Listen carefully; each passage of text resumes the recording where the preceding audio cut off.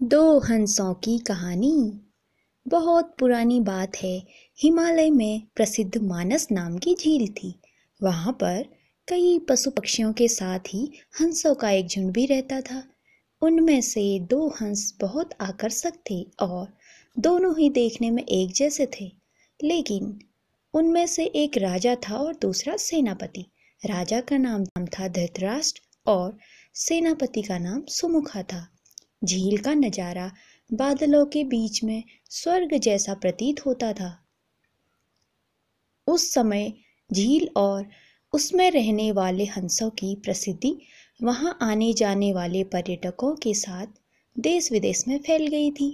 वहां का गुणगान कई कवियों ने अपनी कविताओं में किया, जिससे प्रभावित होकर वाराणसी के राजा को वह नज़ारा देखने की इच्छा हुई।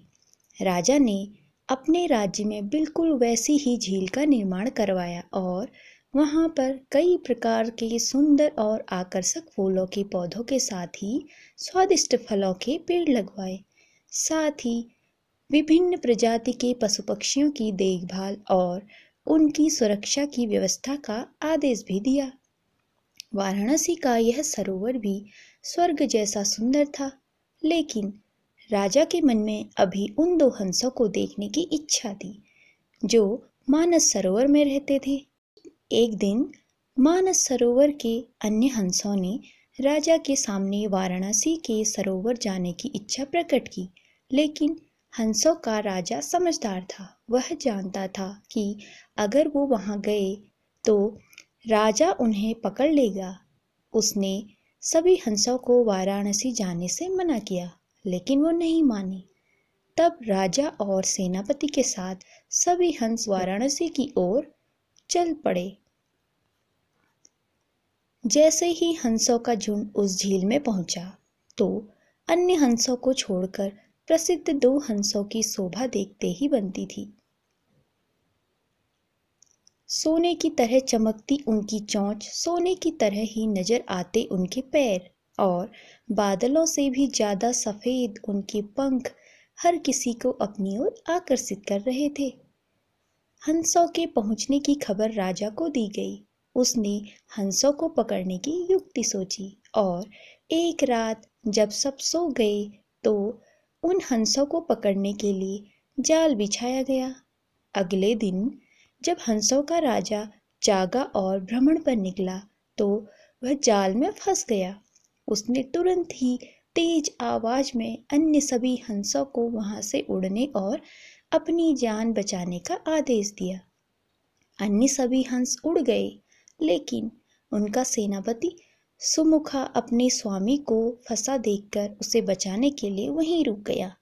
इस बीच हंस को पकड़ने के लिए सैनिक वहां आ गया।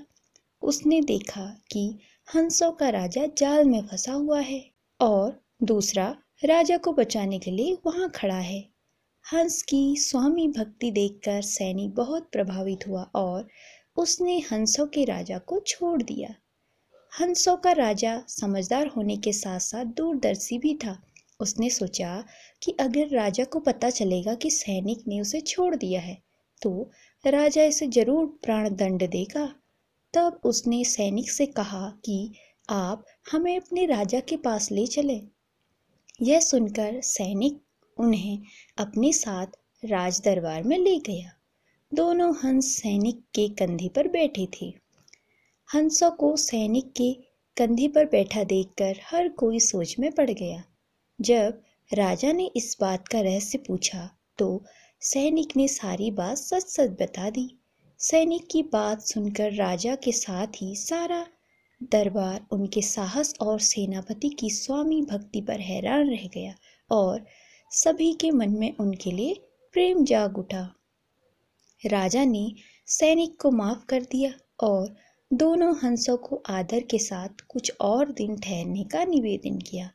हंस ने राजा का निवेदन स्वीकार किया और कुछ दिन वहां रुककर वापस मानस झील चले गए। दोस्तों, इस कहानी से यह सीख मिली कि किसी भी परिस्थिति में हमें अपनों का साथ नहीं छोड़ना चाहिए।